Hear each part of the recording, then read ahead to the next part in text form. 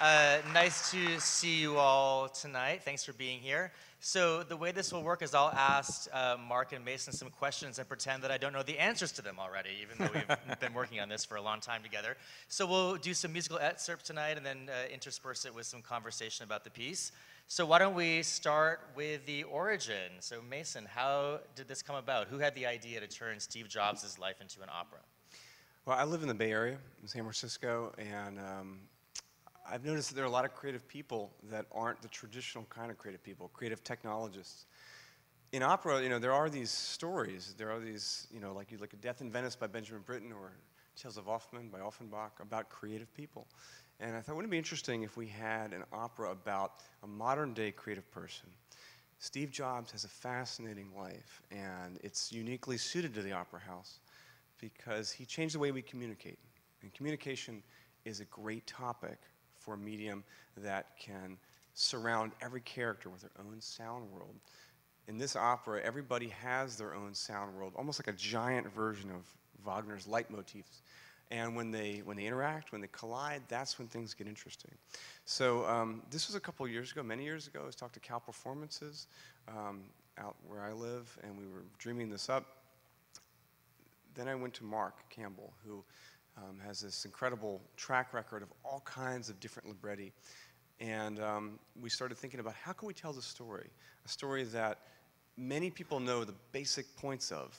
Invented the iPhone, died early, whether you know that he had a lot of juicy things between those two periods doesn't matter. It's a story that we thought we could tell in this medium that would shed a new light on it, perhaps more of the emotional story that we don't yet know.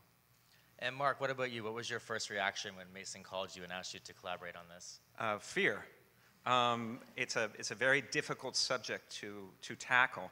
I accepted his offer because I wanted to work with Mason. His music is really quite incredible. I love, this is not a reductive word for me, but I love the playfulness in his music. And I am also really deeply impressed with the way he's able to work successfully with electronic music and bring it into the pit.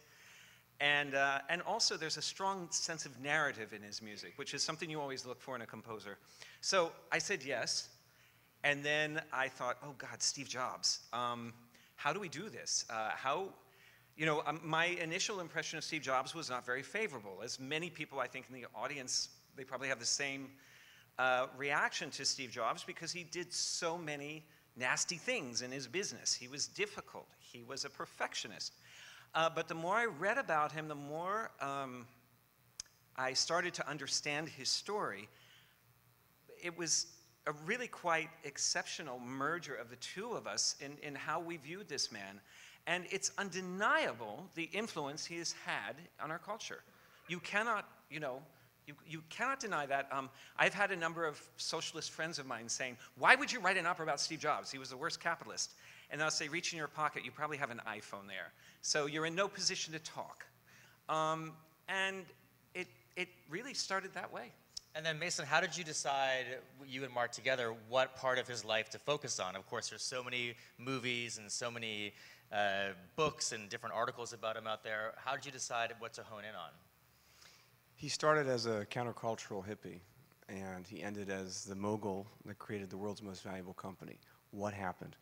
Well, we decided we were going to take more of a kind of pixelated approach to his life because not only we knew that people knew the basic events of his life, but also because there have been quite a few other treatments. We thought we could kind of look at his life in a nonlinear way, as long as all of those elements patch to the central theme of how can you shrink human communication to these sleek, beautiful devices when people are so messy? What if you have cancer? You can't just push a button, that's gone. Or you have a daughter that you don't even acknowledge. Doesn't work that way. We all deal with this in maybe simpler or more complicated ways. So we started talking about ways that this could work, and a key figure that Mark fell in love with was his wife. Mm-hmm. Well, there were two. His wife, Laureen, I found was an important figure in humanizing this character. Another character was Kobushino Aragawa. Steve Jobs, as many of you might know, was a Buddhist his adult life, and he had a spiritual advisor named Kobun. And the two of them together, they really help Steve. By the way, the revolution of Steve Jobs, the title, is not just a reference to technology, but it is a reference to how this story works. It is going full circle. Steve has, we all call him Steve now, as if we ever knew him, but I identified a moment where he was seeing his own mortality. He is led back to many events in his life that formed him by Kobun, but then he meets Loreen and his life is forever changed. And what drew me to the piece as a director was the heightened sense of theatricality that Mason and Mark both have in their approach to the work. And it's so theatrical, it traverses time and space. It's not linear, as Mark said, it jumps around in time. And before we bring the cast out, I wanted to show you just a couple of inspirations for our design and a few images from the design process just to channel my inner Steve Jobs with my little clicker here. And what we're really going for was a seamlessly integrated approach, right? What makes the Apple devices so fascinating is that design, technology, use, function is all mixed in together, right? And my favorite opera and theater is when you don't really know what's scenery, what's lighting, what's video, because it's all working in tandem to create one seamless whole. So just to show you a couple of examples of our inspiration for our design team, we have an amazing design team that I'll tell you more about later. So we were really drawn to the Japanese architecture and performance styles that informed Mark's libretto. This is this thing called Kamishibai theater that Vida Sakun, our set designer, found. Ancient Japanese puppet theater with sliding screens. I don't know if Steve Jobs ever saw this, but we thought it was interesting to see how that informs the gadgets that even my 4-year-old nephew can pick up and use without any instruction whatsoever. Even if I can't always operate it, he can. And just some more examples of different kinds of streamlined architecture. And our main goal was to create an environment, this is a computer rendering of the space in Santa Fe, that would tell the story in a seamless way and use cutting-edge technology. So if we're going to take on Steve Jobs and Apple, we want to do something that is worthy of his design. What fascinates all of us is that we weren't supposed to look inside these devices, as we all know from the FBI case last year, but yet it was all perfectly designed. So they knew when they made those devices that everything was beautiful inside. And then how does the man that changed how we think, how did he think, and what do we see when we look inside? So let's bring our cast up and we'll play a little music for you here. And as they're getting set up, I'll just tell you a little bit more about the design. So our projection designer, Ben Piercy from 59 Productions, everything is projection mapped and it uses automated sensors. So the video actually moves with the scenery. And the whole thing is very ensemble driven. So the whole cast, there's a chorus of 16 in addition to our principals, and it never stops moving. And so we're hoping that at the opening night, everyone feels like, how did they do that? Bringing together the magic and wonder and imagination that inspired us in Steve Jobs' story. So Mason, tell us about the music. How do you set the life of Steve Jobs to music? What was your approach in terms of orchestration, vocal writing? Well, I thought for a man who has kind of changed the way we communicate, opera can handle the topic of communication so beautifully, better than a movie or a book. Everybody knows, Wagner developed leitmotifs, themes, and often instruments that were associated with a certain character or topic theme. I thought, why don't we take this idea of leitmotifs to sort of an extreme where everybody kind of has their own sound world. And so we have, Steve Jobs has a kind of busy inner soul, so we hear this kind of acoustic guitar picking, which James is doing so well throughout. And also the guitar is an instrument that Jobs liked, and honestly, it's an instrument that sounds great with the voice. So we hear that. We also hear quite a lot of electronic sounds, a kind of Quicksilver electronic world associated with Steve. Whereas his wife, Loreen, has much more kind of oceanic, like strings associated with her. Kobun has these processed prayer bowls and chimes and gongs, and also alto flute, which is sort of shakuhachi-ish. And Waz is going to, as we'll hear in the next scene, he's sort of our confidant every day, every man, and he's also kind of a jocular figure. So he has these saxophones associated with him, kind of a jazzy world. And finally, Krisan is sort of like our hummingbird. She has this kind of glittering upper register, which has flute and piccolo. So if it's opera about communication, what I found interesting musically is that like when people start interacting, then those sound worlds can really collide. And so we'll hear as the opera progresses how Loreen really, slows Steve's music down. And I thought that would be an interesting musical project for these different sound worlds, which I try. It's a little hard to. You definitely got to go to Santa Fe this summer. I mean, as great as these guys are, when we have an orchestra, we're going to really be cooking. Then you can hear these sound worlds, really represented, and you'll hear kind of how they wash into each other. And how many are in the orchestra? It's not too huge. I mean, I want to say like 55, 60. Okay, we got the thumbs up there. Couple instruments that are normally there, like the acoustic guitar and some saxes. And Asian. Well, because we have electronics, I've got a little circus act, in my pocket here. So this is not really what I'm going to be doing. I mean, it'll be a lot more involved. So got to go to Santa Fe, but And so why is Steve Jobs a baritone instead of a tenor or a bass? Well, good question. Some people comment on what his voice sounds like in reality. Good thing is this is not reality, and I also, I guess I really wanted to find a kind of, Mark O'Donnell was quite helpful in this and thinking about it early on, kind of like a Billy Budd with a little bit more of an edge. I wanted somebody who has a clear but powerful voice, because a lot of the music associated with Steve is some of it's coming out of the vernacular, and I didn't want to have too much of a clash with like a half-step vibrato. I really wanted to be somebody who could really kind of straddle those worlds, and we found incredible baritone in Ed Parks. And Mark, how did you decide which characters to include? I mean, that was a decision the two of you made together, of course, but we're seeing 5 of the principals here tonight. They're really the center of the whole piece. There's also a chorus of 16, I think is the final number we arrived at. Wow. And it's a very ensemble-driven production. Everyone's on stage a lot of the evening. How did you decide to narrow the story down and focus on primarily these 5 characters? Well, it was basically through research, and I would read an anecdote, and I would say, wow, I want this in the opera. There were other anecdotes. I said, that's kind of boring. I don't want that in the opera. And in fact, the 2 scenes that we're about to hear are based on anecdotes where I read, oh, okay, so Steve Jobs did acid, and one time he did acid and he heard music. And with his girlfriend at the time, Chris Ann, I said, that's a great moment. And also, he went on to say that acid was a life-changing experience for him. And it was just something about that said that needs to be part of the story, part of his evolution. Then the other moment, of course, is the fun scene between he and Woz, where Woz got the idea of how to break a code so that you could make international phone calls, and he actually did this. He called the Vatican and said he was Henry Kissinger. I've just given away the best lines in that song. I'm sorry, but maybe you'll laugh again. But the accent's so good, you'll laugh when you hear it. Maybe you'll laugh again when you hear them set to music.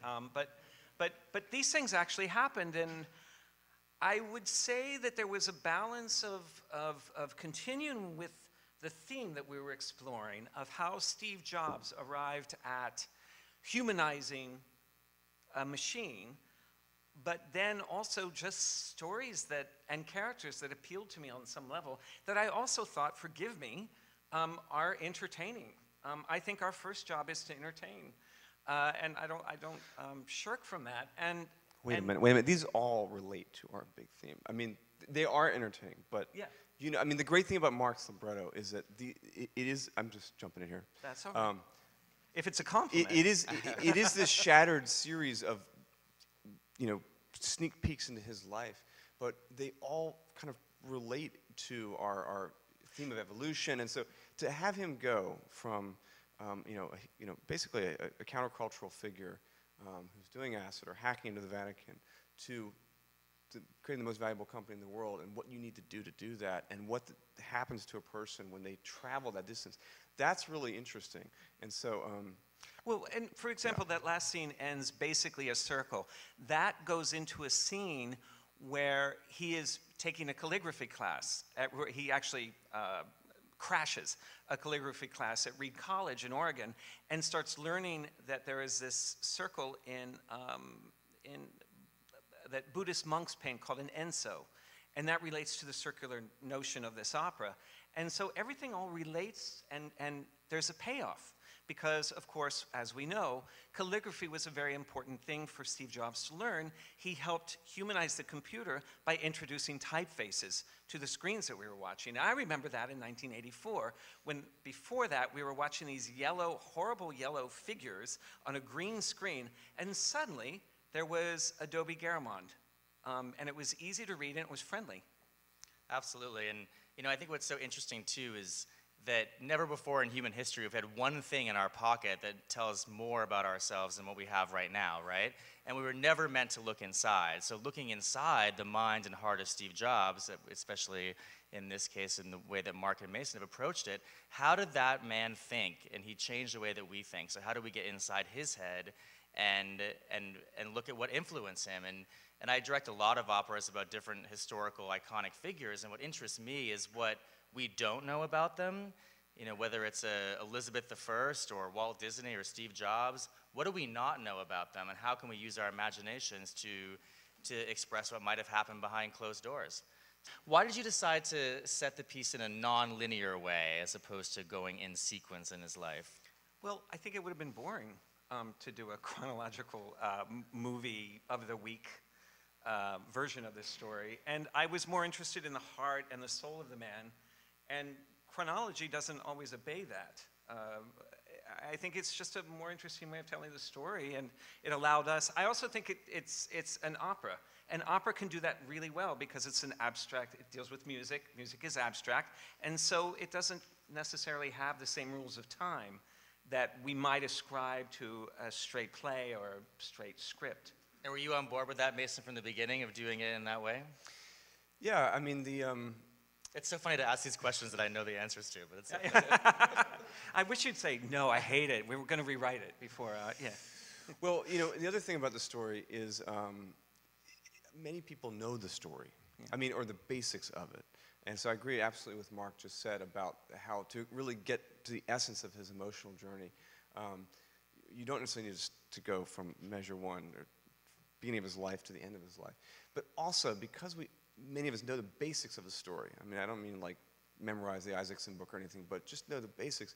That really is an opportunity to kind of surf in and out of it. And if you can juggle out of those balls, I think what's fun is when they all kind of land at the same time. And that's certainly what we go for at the end of this piece. It's been interesting in our design meetings as we're looking at projections and scenery, movement.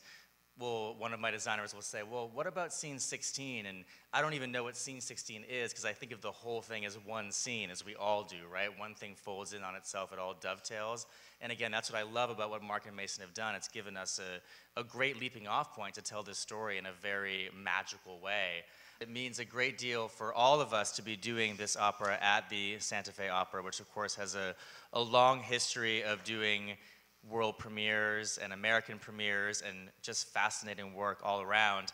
And Santa Fe Opera always says yes before they say no, and they're taking on this huge project with the amazing technology we're bringing to it, this incredible orchestration, the entire piece. And one thing that Charles McKay said to us last summer was that he hopes that at the end of the evening that everyone puts their phone or keeps their phone in their pockets for 5 or 10 minutes and doesn't take them out right away, because hopefully they'll be moved and challenged and transported by the piece. I think that's a really noble goal in 2017 to be, for me included, even though it's what I do for a living, to feel like you're transported by a piece and maybe you don't want to take out your phone right after leaving. Anything you want to say in conclusion? Well, and there's no reception down here anyway. So yeah, that's easy down here. Yeah, exactly.